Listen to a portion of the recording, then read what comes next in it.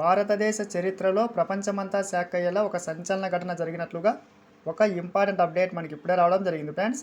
So దానికి సంబంధించిన పూర్తి వివరాలు చూద్దాము.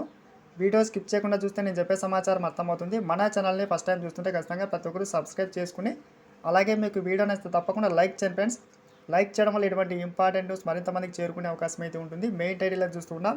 సో ముఖ్యంగా లోక్సభలో ప్రపంచమంతా షాక్ అయ్యేలా ఒక సంచలన ఘటన అయితే జరిగింది. ముఖ్యంగా లోక్సభ స్పీకర్ తొలగింపునకు సంబంధించి కీలక నిర్ణయం అయితే చూస్తున్నాం.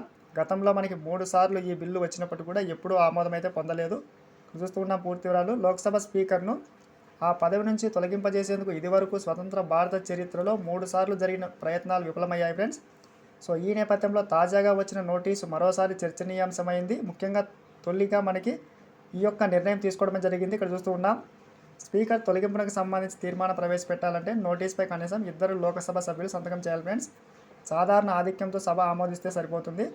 అయితే తనను తాను సమర్థించుకునేందుకు స్పీకర్కి అయితే అవకాశం అయితే ఉంది ఫ్రెండ్స్. సో ముఖ్యంగా స్పీకర్ తొలగింపు చర్య ముఖ్యంగా ఇక్కడ సరైనది కాదు అని చెప్పి కొంతమంది అభిప్రాయపడుతూ ఉన్నారు. ఇక్కడ చూస్తున్నాం.